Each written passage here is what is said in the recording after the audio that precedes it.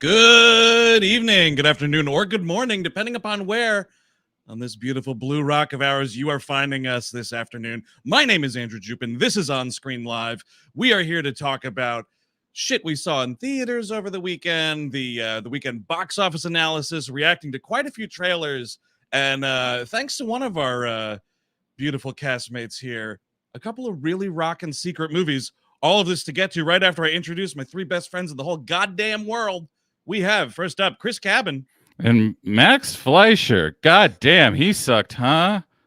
What? He looked too much like a Nazi. He just looked too much like a Nazi for me to feel comfortable copying his style. Wow, Jesus, Miyazaki. Hey, Chris. What? Yep, you're doing it again, dude. Ty. You're reading. Where are you finding all of these really angry autobiographies? Well, on my nice bookshelf down here that I built terribly. I just completely fucked it up. But yeah, that's where it's from. And hey, I mean, like everybody knows, Miyazaki is a grump. He's a big famous grump. Yes. What was that that video of him like dressing down? Was it like his son? No. Was it? I don't care about that. Was it like an AI guy? I don't even know what that is. But the guy, they're like showing him. It's like some technical presentation, and he's like, "This is the worst thing I've ever seen in my life," and it's unconscionable. Whatever. That's essentially what he reacts to with almost everything, including his son's film. Oh man. Maybe Eric Siska will remember this slander that he had on AI or whatever it was. Let's bring him in here. Hey, buddy. Hey, no, I don't remember that. I don't think I heard about that, but I would like to know more. And by the way, National Nightmare's over. I'm back here. I wasn't here last week to dismay of thousands. I know. Yes. I know. You were a little birthday boy last week. I was a little pig in shit, wasn't I? Drunk before noon, I hope. Oh, of course. That's every day. So birthday, it's drunk before 9. Oh, nice, dude. So it's your birthday. Them airplane rules come into effect? Exactly. International affair. And last but not least, you know him, you love him, Mr. Steven Sadak. My God, I'm stuck inside the Little Mermaid remake. I can't see anything. I can't see anything. You're talking about the cinematography. Yes. Yeah. Everything's so photorealistic and shitty, and I'm scared. Well, that's what's great about it, Steve. That's what's great about it, dude. Because under the sea, it's pretty dark, so that's realistic. Wait, hold on. Follow Sebastian. Follow Sebastian. If I just kiss this lady and. Oh my God! There we are. Oh wow! Everything's so good now. Now you got crabs. I do got crabs. I just made out with a real photorealistic crab. I put my tongue inside. What is the point of that? Is that interesting for children to see a real animal talk to you? It's not. It's just because that's what they want. They want things to look more realistic. Like why? That's how they can make like drama. Like they don't want the creative endeavor anymore. So Speaking like animation has like style and is creative. Yeah, like this is the Nazi view on art, right? Everything has to be realistic. Yeah. Yes. That's. I mean, it is. Dynamism, something exciting to look at. Here's the thing. I'm sorry. That color. It does not matter how realistic your shit looks when you were talking crabs, fish, and birds that can all speak English. Yes, exactly. Yes. It's terrifying. I don't understand it. It's always been so weird. And also because they do it, it's not just them that do it. Like the Teenage Mutant Ninja Turtles, Splinter being photorealistic is so weird. To this day, the new ones look so weird to me because it's disgusting. It's disgusting. People are going fucking nuts because of course there's people out there that remembered the thing that I couldn't. So apparently it's a clip of Miyazaki. A team is showing him their like CGI animation engine in something called the Kingdom of Dreams and Madness. Oh, dear. And they're showing this person sums it up. Young animation team shows him what their CGI animation engine can do, and they're showing him a video that has zombies and shit, and he's like totally nonplussed, like, you will bring about the death of our medium and shit like that, which is pretty great. This is garbage. That's right. A lot of garbage to get to this week, gang. Let's run the numbers. This is Highest Gross.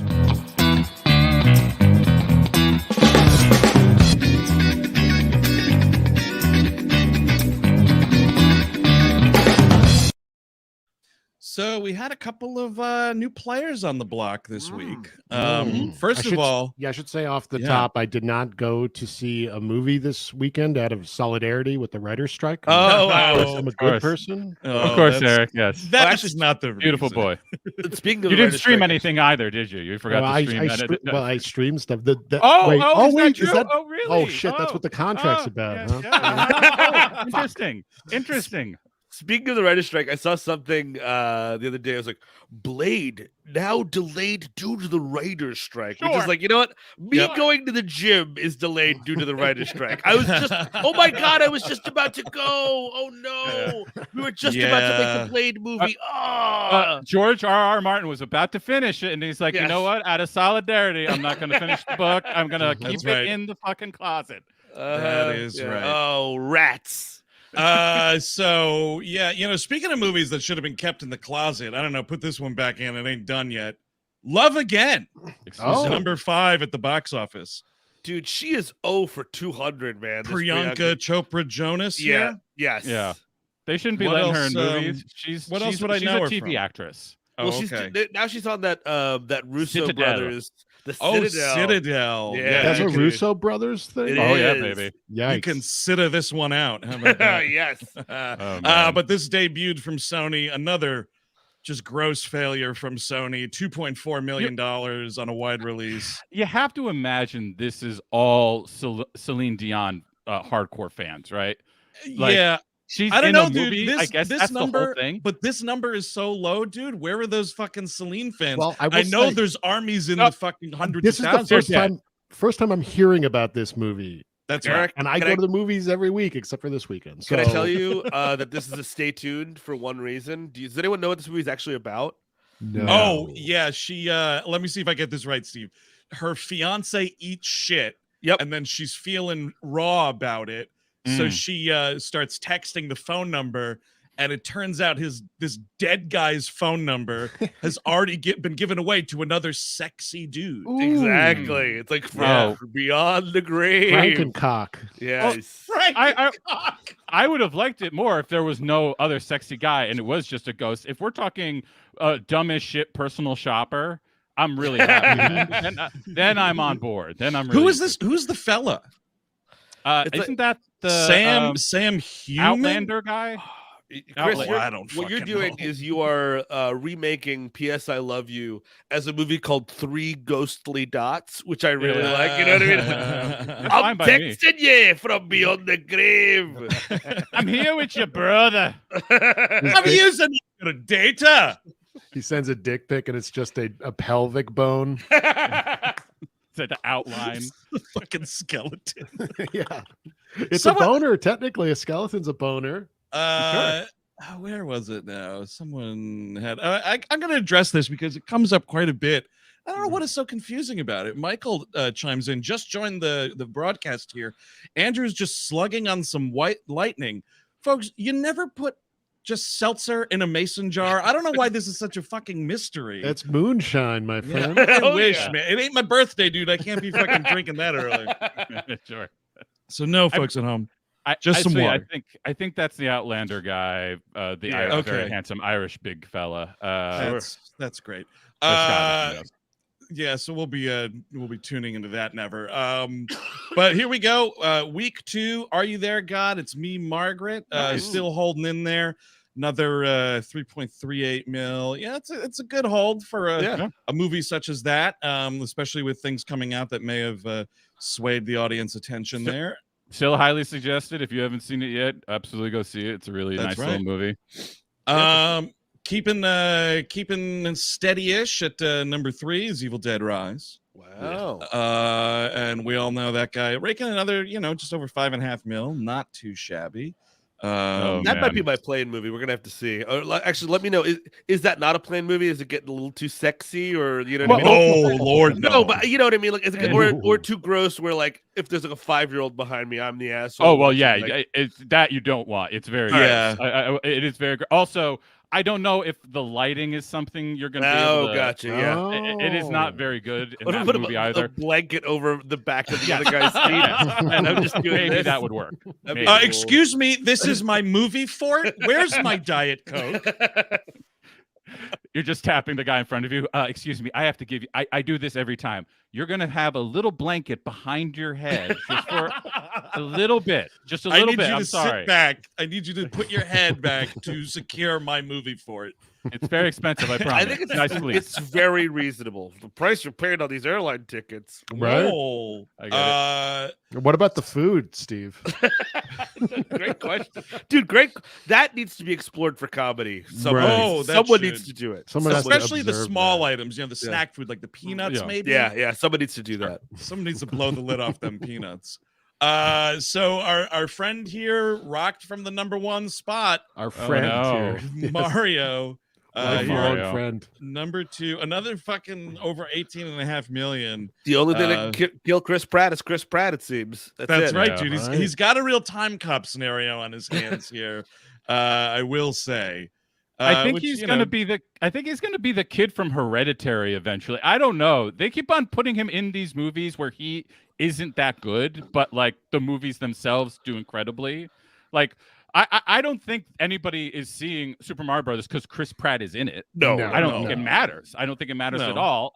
And like I guess Guardians to a degree because he is such a big deal at this point. But like whatever that Amazon show is, all that shit. I'm like, no. nobody's Wait, watching this for oh, him. What, the Terminal List? I think we said it was. Yeah. Nobody's, people watch that shit, but it is not for him. It is because No. of the material. Also, those are shut-ins. They just, Yeah, it's of like course. an old veteran, with his little glass of actual white lightning. Just, I'm watching this show. You know what? I've never made myself a terminal list. I'm gonna, thank you, Chris Pratt. I'm gonna make myself a terminal list. But Well, my kids don't talk to me anymore. Might as well watch the Terminal List. I just don't think the demographic watching that show is necessarily running out for Chris Pratt feature films. Yeah. Yeah. No, Quite but possible. if you are 100% cut off from speaking to your family, that show is for you.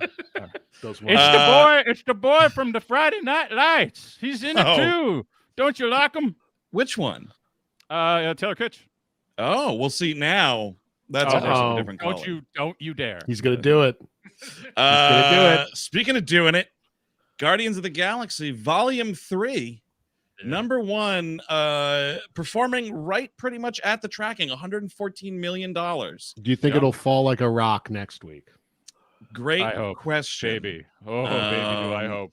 I mean, yeah. We'll get into all of it. I think it's pretty safe to say I liked it the most out of everybody, but Yep. I do think that it might fall a little bit because I think there might be some bad word of mouth about the stuff that people don't like, which is the animal Yeah. stuff. And I think that Yeah. might turn some people off, maybe rightfully or wrongfully, but I Animal really- stuff? I You- wish. Dude, you wish. I No. fucking wish. Yeah, really. I honestly, fucking Eric. wish. I mean, I don't even know what next week release wise is. I don't have it in my head right now. Quiet. It's quiet. Yeah, so Okay, it'll well be then okay. it might coast then for Because next week. Vin comes out the weekend after.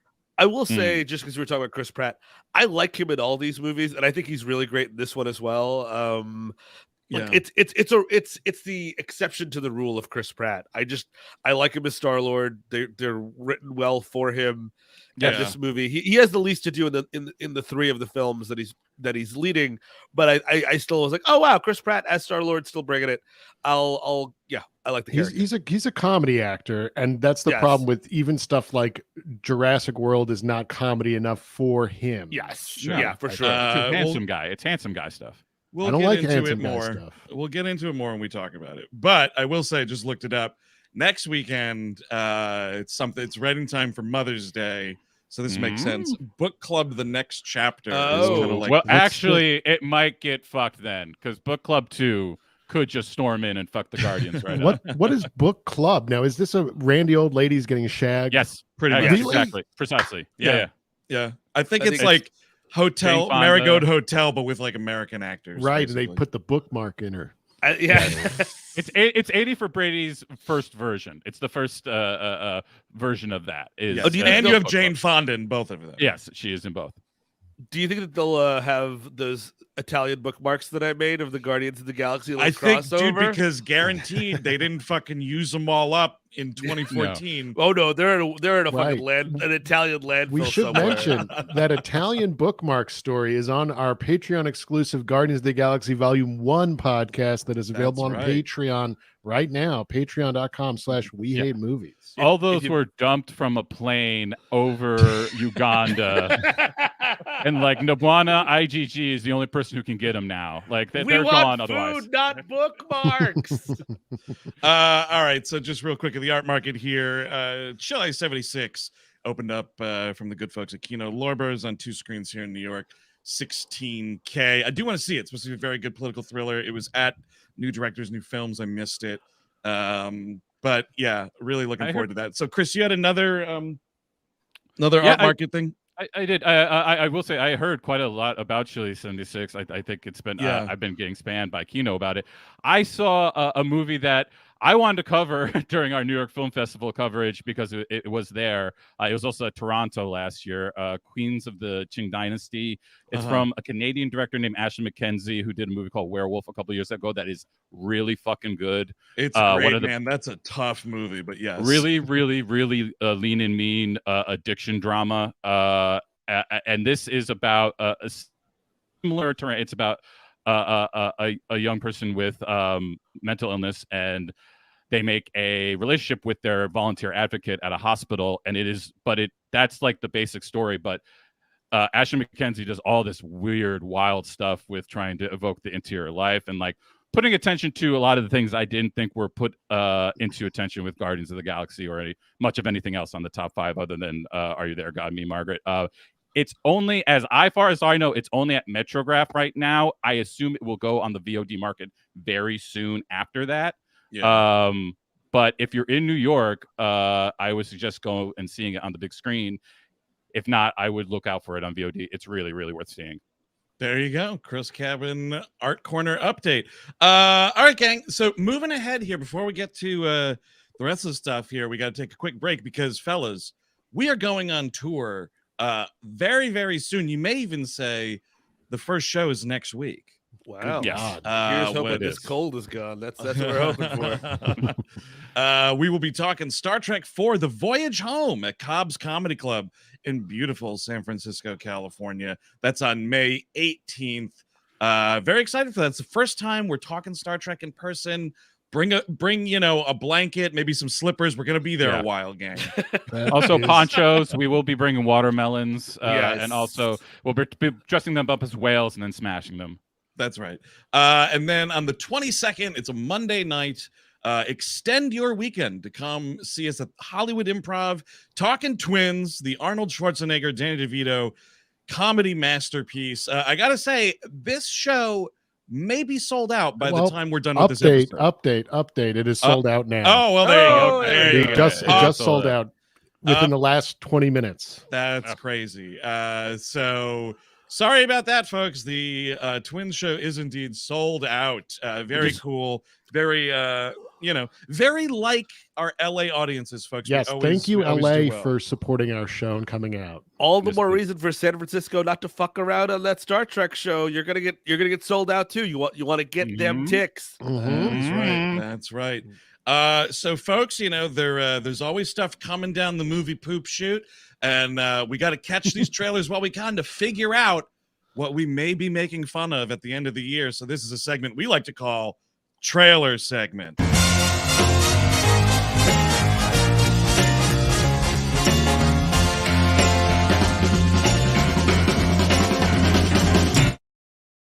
All right, the first one up, I think we're all pretty excited for it. Denis Villeneuve's Dune Part Two. The not sequel, but continuation of, we should say, his 2021 Dune movie, which I loved quite a bit. We did a WLM on that one, I believe. We did. Yeah, that's also an exclusive episode available on Patreon right now. Yeah. I mean, I'm excited because the first one ends when she's like, "So, what do you want for lunch?" And he's like, and they cut, and that's the end of the movie. So, like, we'll find out what he wants for lunch. And then when we're at the lunch, could you pass the spice? His eyes are turning all fucking blue. He's just chowing down. Where do you want me to put the chicken? Where did you want to put the chicken? Oh, between your knees. Yes. So here we go. Dune Part 2. You got this queued up here, folks? I do. Oh, yeah. All right. And folks at home should say, by the way, as tradition now, of course, in the episode description here below on YouTube, you can find the exact trailer links to the stuff we'll be watching if you want to watch along. So here we go. Dune Part 2 in 3, 2, 1, go. Is this a trailer before a trailer? That's a Dune. Nice. That's a Dune. No, I think we're in it. It is a Dune. Okay, we're in it. Okay. They open on a Dune. Okay.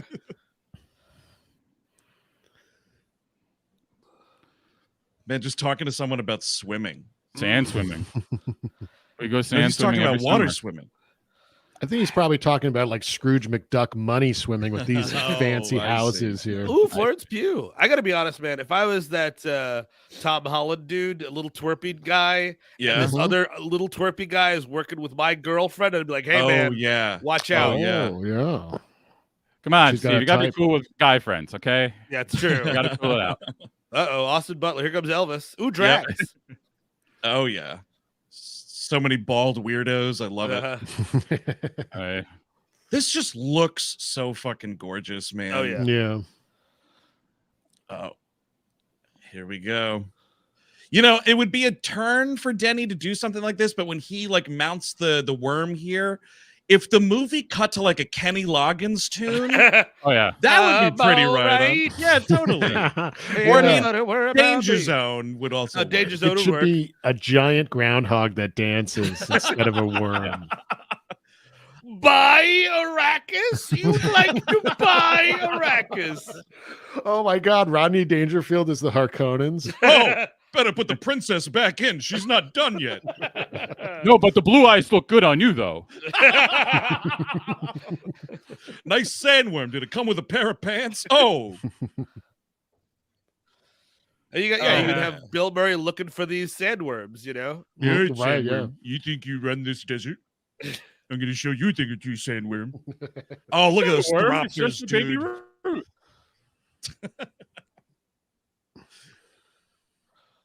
Oh, yeah.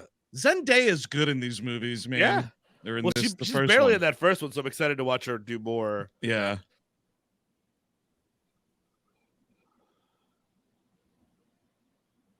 Oh, yeah. Yes. Yes. Yes. Now we are fucking talking. Oh, yeah. You know, you got to look out for those Harkonnens. I hear they're brutal. That's what I hear. That's what I hear. It's going to be a long summer and fall waiting for this movie, man. Yeah, dude. But yeah, I'm super pumped. I was actually reminded because I'm still, you know, I said I was going to have it done before the first movie came out. Did not happen. But I'm trying to go through that book. And it's just hilarious to me how, remember when everybody was pissed off when that first movie came out? Because they were like, typical male director. Zendaya is just not even given anything to do. And everybody was like, you didn't read the book. Yeah. You didn't read the book. That was funny. People are ignorant. I always love when showing people get mad about stuff immediately. Sure. That's the best time to get mad about something. Immediately. Gonna get here's something to get mad about, man, because I am sick and tired of seeing fucking red doors. I'll tell you what. Insidious. The red door. Well, I see a red door and I want to paint it black. Dude, honestly, I wish somebody would. Yep, totally. Because as Steve and I discussed on the the series wrap up of Star Trek Picard, one of our mutual problems with it was the red door imagery. It's way too Stranger Things. Now you got a red door there. You got a red door here. I mean, red door's in the fucking title of this one, man. Red door in American Beauty. Maybe Minu Suvari's behind this red door with them flower kitties. Is in the Nether Zone. Then that might be really could get really bad. Picard was fighting ghosts on that? It's possible.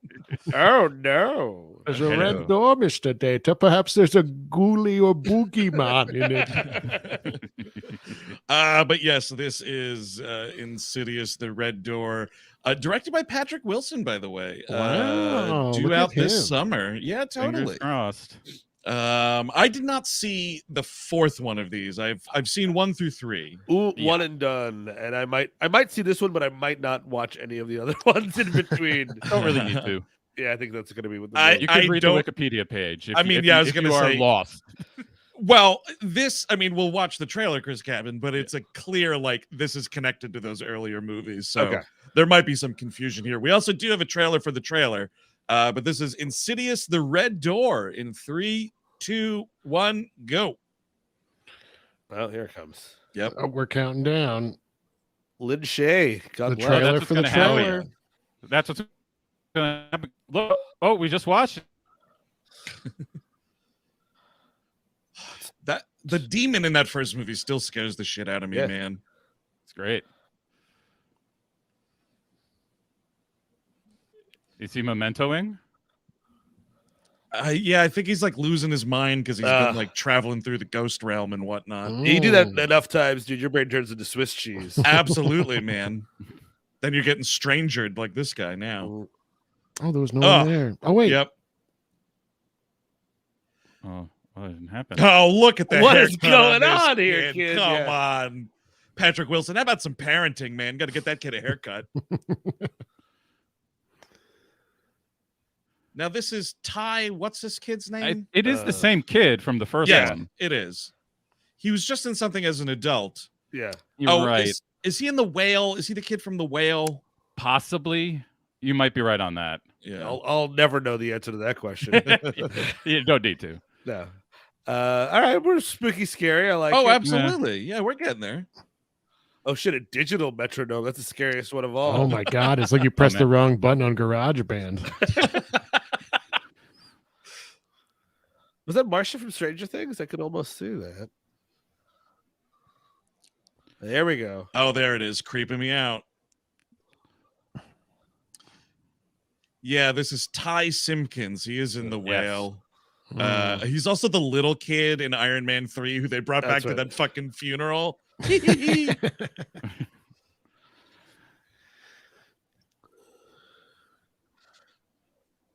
Oh, yeah. It's not that scary yet. This fucking Tiny Tim song is terrifying. Yeah. That is terrifying, yeah. That guy was a huge creep. Wonderful musician, though. Yeah. Voice of an angel, really. All right. I don't know. Has anyone just tried leaving that ghost realm alone? It's just they don't want to be fucked with. It's for ghosts. You're not a ghost. Would you get out of the ghost realm? Leave the hell alone. Totally. Exactly. Well, there we go. See, all right. But look, I am very happy that they didn't ruin the twist at the ending when Tar comes in. Lydia Tar for Patrick Wilson is like, "What did you do to my metronome? What did you do to it? Did you touch it? I got up in the middle of the night because you touched my metronome." Even the video game composing like washes out, and she has to go do conduct the symphony of the damned in the ghost dimension. Oh, dude, yeah. Now that is her ultimate terrible gig, right? Satan's conductor, that's for sure.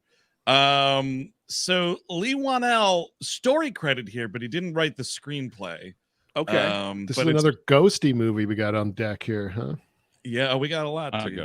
But this dude Scott Teems, who has the writing credit, also has a writing credit on Halloween Kills. So I don't know. I do not know. But yeah, I know, Kevin. Keep it together, man. We got one more trailer here. Oh yeah, here we go.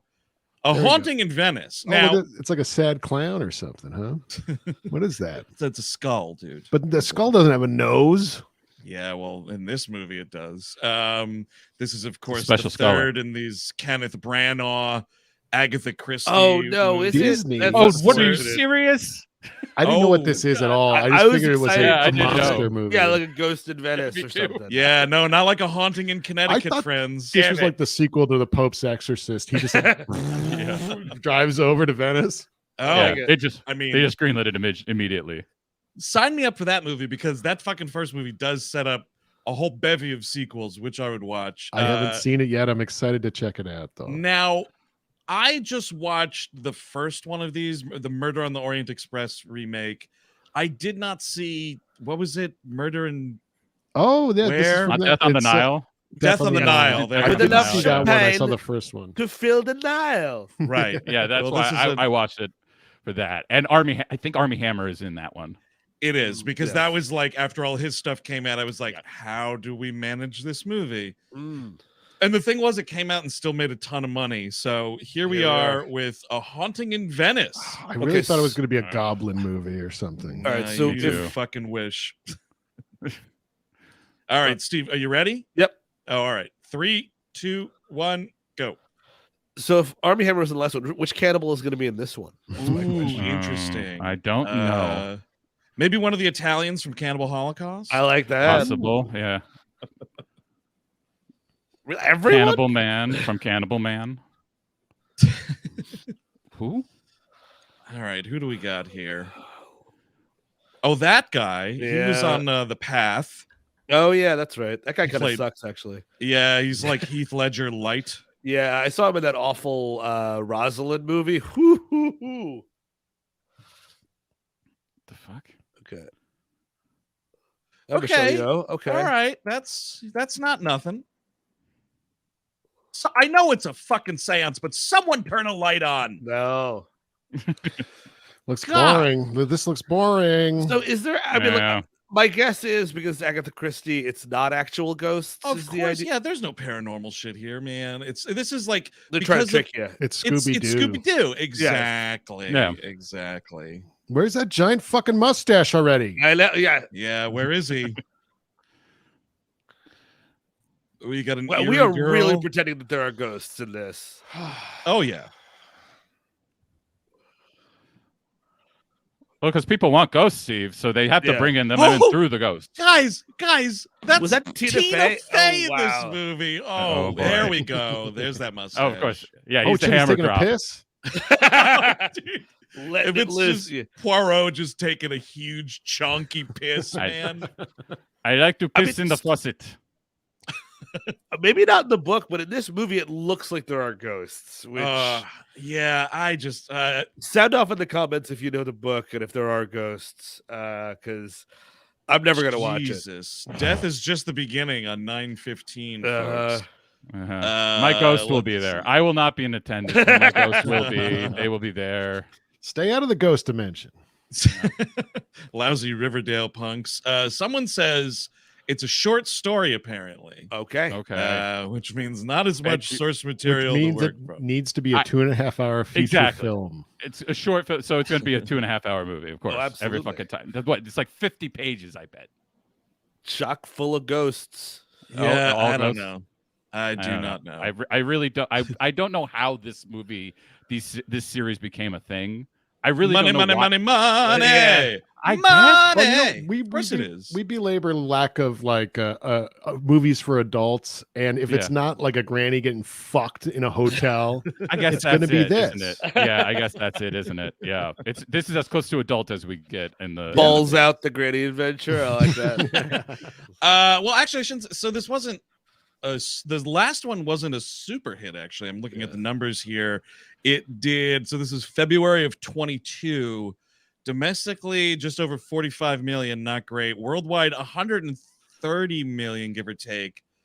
Yeah, not a huge sensation. So I think this is one of those like there's so little non-superhero things for adults. These do kind of okay. But even that one, like even when with a current travel agent Army Hammer in it, I think they don't really have like other than Michelle Yeoh. I don't know if they. Those aren't stars. Like Tina Fey, maybe the girl, the lady from Yellowstone. Like I'm just like.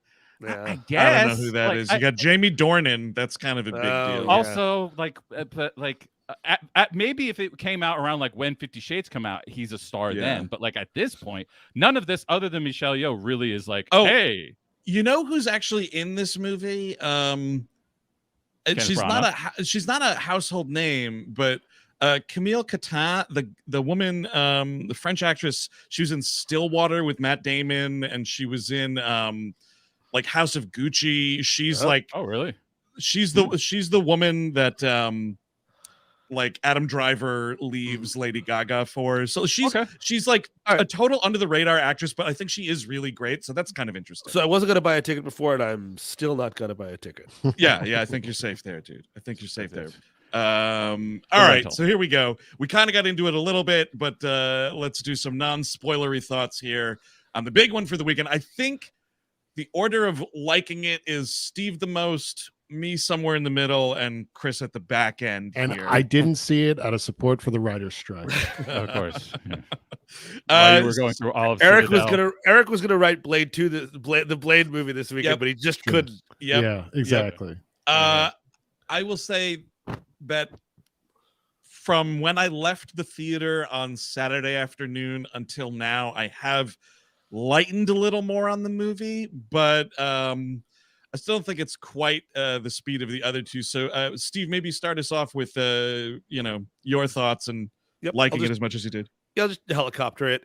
I think that it's definitely the least of the three. That's an easy one. That was almost baked in. You know what I mean? Nobody's fighting that. Yeah. The first two were just so good, and the second was so surprisingly good compared to the first one. I like the first one the best now thinking about it, because it has the most of that anarchic energy, which does lessen with each movie, and this movie has the least of it. Right. I think this movie has the worst soundtrack as well. I promise I'll start liking it in a second. Because I think that the whole, which is a great joke in the second movie, the Zune, which opens it up to all kinds of music, all this music, it just becomes clumpy and it does sort of feel like you are listening to someone's Zune in the mid-aughts, where it's like, oh, now I'm listening to this song. Now I'm listening to the acoustic Radiohead version. Now I'm listening to whatever Feist or whatever the hell is at the end of that movie. You know what I mean? All sorts of stuff. So long story short, though, I think that it does really well with all the characters that it has. I think, Karen Gillan's fantastic.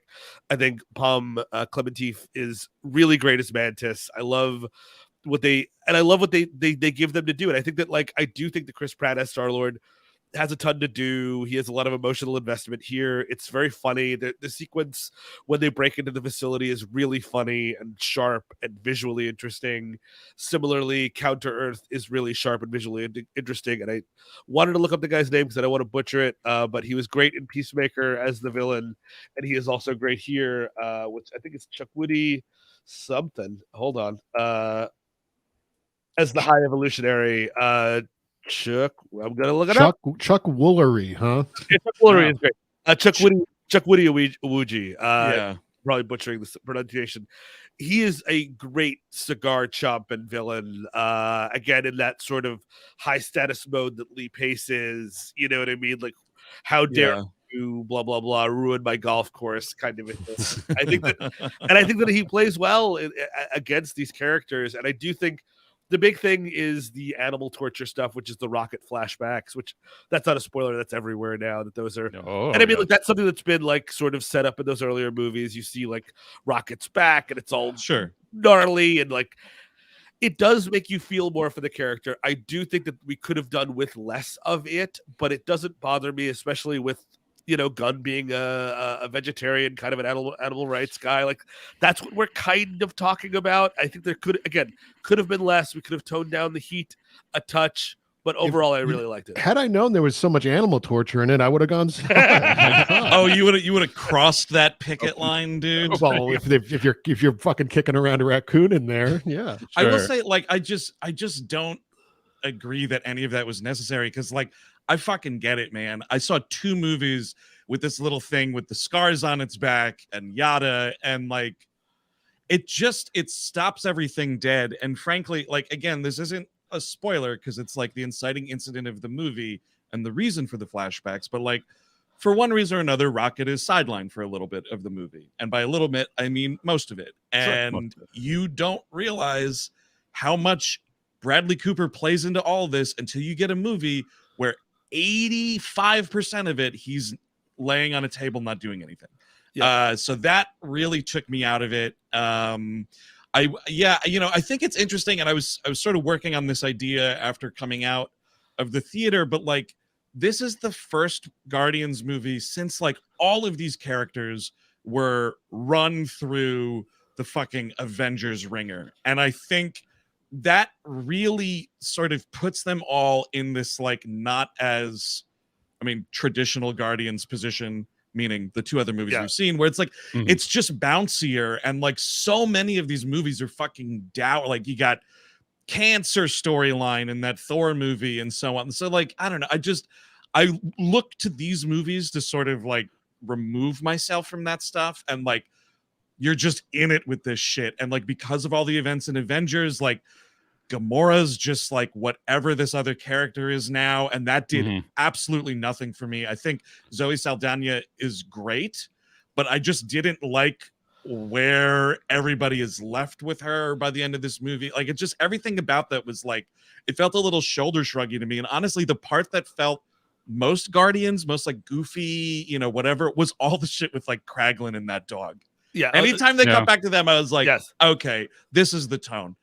Maria Bakalova as Cosmo is Cosmo. Yeah. And I wanted more of that. I mean, you know, I don't know that anybody was really pumping their fist for more Kraglin besides Sean Gunn, but like I like that character. Sure. And him like, you know, trying to master Yondu's arrow is interesting for me. And they're just like kind of barely there. I think Bautista's fucking great.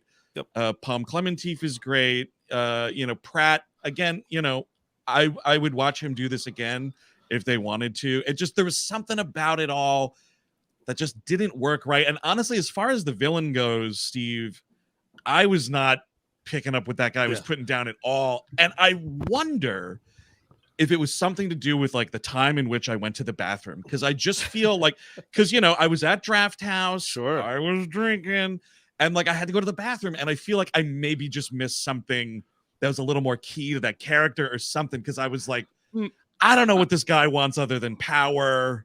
No, you didn't. You didn't miss anything. You didn't miss fucking anything, Andrew. Like, just please. I have pulled the plug from the dam. Here we go. All right. Fucking like, it'd be one thing if they focused on him and he was the actual like that. If that was the real hone of it all, but like, if that's what we were centering in, I was this fucking confrontation between Rocket and him, which does happen eventually, but like. He's just in this morass. Like I was just kind of like exactly like you. I was like, oh, he's just here to be like, oh, hi, I'm the villain guy. Hello there. See the suit? Yes, very villain-like, right? And I talk like one too. I don't buy the vegetarian shit as the reason for this at all, because it's not like they're being eaten. It's not like any of that. If anything, I buy more like we shouldn't be experimenting on animals. Well, yeah, sure. Well, that's Elon Musk. Well, I disagree with that. Well, I know you do, Eric, and I respect your opinion. But like with the stuff coming out about Elon Musk and shit like that, I can at least understand that part of it.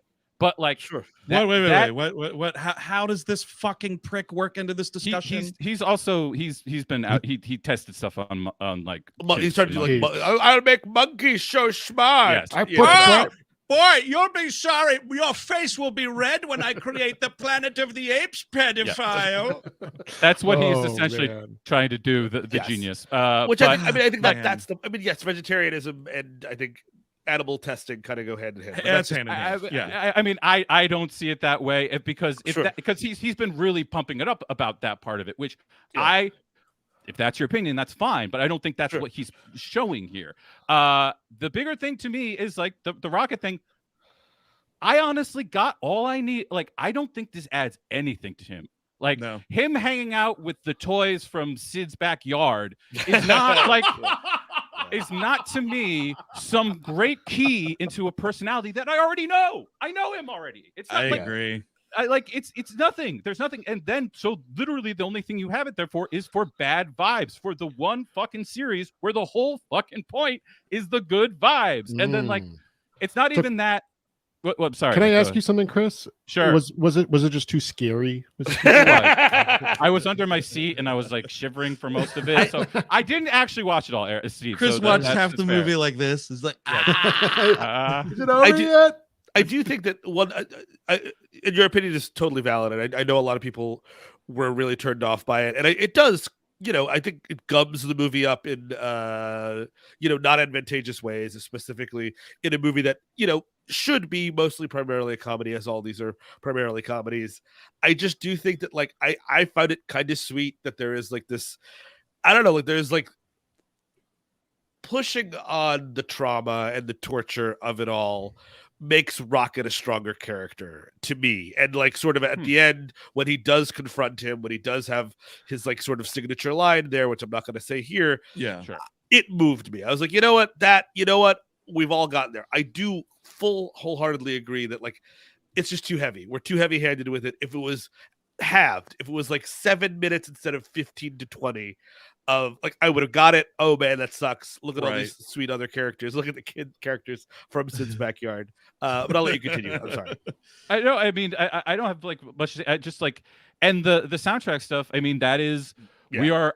I don't know if we're ever going to get out of it now, gang. The playlist movies are here to stay, I think. Like, you're going to have these movies where they just, let's have a soundtrack that people who grew up in the 90s or the early aughts really like, and even therefore they'll like the movie. Even Air did that. Yeah, like, I'm telling you, it's everywhere. Like, Craig Gillespie does this all the fucking time. But this, I think all Disney movies do this now, too. Love and Thunder did it. Quantumania, to a lesser degree, did it. But to be fair, they started it. This is the movie that started it. But and that's why it's most disappointing, though, because like with the other two, it's a playlist, and there's a difference between a curated playlist and a collection of good songs strung together oddly. And like that's all of the song. I think I don't know about all because I don't remember them, but like the drops that I remember thinking like, great song. Feels kind of weird here. Yes, it does. I mean, it has that feeling of literally being at a party in 2009, and somebody has their iPod and the thing, and like I go up to it, I'm like, "Ooh, I like this one," and then Chris goes up to it, and he goes, "Ooh," which is actually what the characters are kind of doing. So that like maybe I'm giving it too much credit, but it still doesn't work thematically as a movie, and it's weaker than the other two because the other two were much more narrow in scope in terms of like when the songs came out. Right. If this party you're speaking of was awake, I'd understand that. But like but like I really do like the no, like everybody likes the No Sleep Till Brooklyn sequence, and I'm just like, what connection does this have to anything other than badass? And then the other one that drives me insane, and I know we all have very mixed relationship with this movie. They use right before the last big sequence is about to happen, they do the same needle drop as Empire Records does when they're ending their movie. And I'm telling you, that was a direct missile towards like people who graduated in 2001. Yeah. Like from high school. Like that was a direct missile. They were trying to get them so keyed in because like, isn't this just like Empire Records, everybody? Aren't we having so much fun? Didn't you enjoy the 30 minutes of raccoon torture that's in the middle of Empire Records? Here's the thing, right? If they use the amount of like dark shit that something like Empire Records has instead of like Animal Holocaust, that's Sounds a good. way easier way to sort of write the vibe shit. Gambling's fine. Right. You want to gambling, you guys a gambling issue? I'm gambling, little bit of a pseudo suicide situation there. But that movie manages to pull out of that in a way that this kind of doesn't. I will say another big complaint, because I thought the guy was actually really good. I always forget that this dude exists. This actor Will Poulter, who's been in a bunch of things. He's great, but he's like a fucking Maze Runner kid, so I don't fuck with that. He's great in We're the Millers, a really good little comedy. Yeah, he's one of the fucking douchebags in Midsommar, I think, too. Yep, yes, he is. But like, him as Adam Warlock, which is kind of like they're sort of building him at the end of that second movie. I was like, pretty cool, pretty big character. Yeah. Where's this dude through most of the movie, man? Fucking snoozing somewhere. It's just weird. That was the weird thing. I was curious whose idea Adam Warlock was. Maybe Marvel was like, you got to do Adam Warlock. You got to do Adam Warlock. And right. It's like, sure. What if we forgot about him for 30 minutes at a time? Yes. Dude. And I mean, I'm sure that a lot of like dudes with tattoos of Adam Warlock were very upset about that. I thought, I mean, yes, I do think like you probably want one more story beat for him to work clearer and cleaner, but like I was okay with it. I do love the moment when the High Evolutionary comes in to dress down Elizabeth Debicki and has to stand on a pedestal to do so. Yeah, I was like, that's hilarious. I don't know. Yes. Just little touches like that. I'm like, this is still the movie that I love. I wanted them to push a little more of the weird, like, incest shit because you've got like both of these like attractive gold beings, and he's just like, "Oh, mother, what should we be doing now, mother? Oh, mother, what do you think about this?" And I was like, "Mommy wants to fuck." Like that's kind of going on there, but they don't really do much with it. Mommy wanted to fuck at the end of Guardians 2, was it, where they show up? Yeah. And then what? Like 8 years passed by. It's been a long time. This blood vendetta, they've had it simmered on the stove for a little while. Sure. Yeah. So anyway, folks, there's sort of some spoiler-free-ish thoughts. You know, I still think like it's a recommend. Like I would say people should go have fun and go see it. And who, you know, maybe I'll get on my fucking bullshit where like, you know, it'll be streaming sometime next year, and I'll be like, you know, we watched that Guardians 3, and I was kind of wrong, but I don't know. I'll have to see. I just really was taken aback by the vibes, and that was a bit of a bummer for sure. Now, Eric Siska, you did your own kind of movie watching this weekend, and you got a couple of updates from the field that we're gonna. What are we saying, Steve? Well, he's just in the middle of it. He was solidarity. It was all about solidarity. Oh, right. Yeah, that's why I wasn't at the movie theater. Yeah, that's why he rented movies that have no writers. He was so good. He was so good. He kept it up. Exactly. It was good for him. Well, I have a feeling with a couple of these, you may not be able to tell that they were written by people in a segment we call Secret Movie.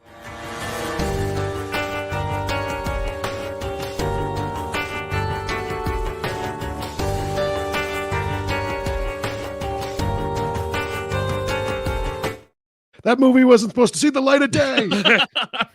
So, Eric, you have two here, one of which I've been kind of dancing around for a while, but you did pull the trigger on The Ritual Killer. The Ritual Killer. My God, take in this poster, folks. Oh, yeah, look at that. You got Morgan Freeman not knowing where he is, Cole Hauser. Out of the two secret movies, this is the one to see. Yes, of course, Redbox Entertainment. Yes, totally. I also love the shoe polish he's got. He's sporting there, like Cole Hauser. Look at that, dude. Yeah. This is man. Morgan Freeman barely in the movie, of course. Cole Hauser throughout the movie. Oh, I'm a cop. Oh, cops like whiskey. Oh, man. Oh, what's that? I'm having a vision of my dead daughter. My daughter died. Ooh, of course. These are all original things that I like to hear. Yeah, see, that's because the fucking robot wrote it.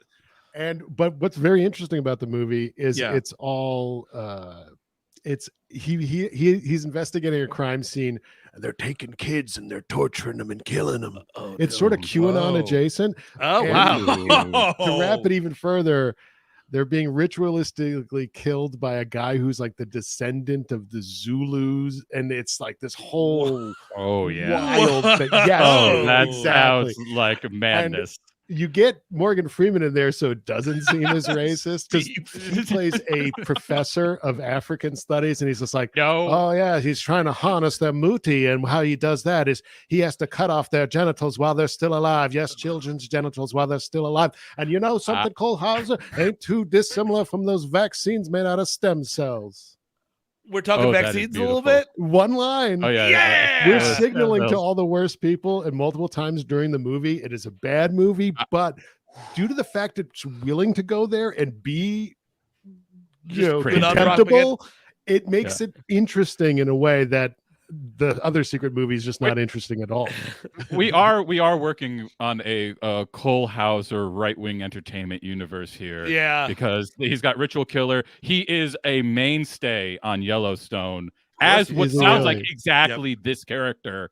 Also putting the shoe polish in the beard. There's even scenes they try to be globetrotting. There's some guys like, some guy on the phone's like, yes, I'm an Italian cop, and they've taken 6 children in that space. It's like this whole thing about children going missing around the world. I think you're convincing me, dude. It's just interesting. So I was doing the prep work this morning, and so Eric, I was looking over this fella here. So written and directed by this dude George Gallo. Now, he's also the director of the film Trapped in Paradise.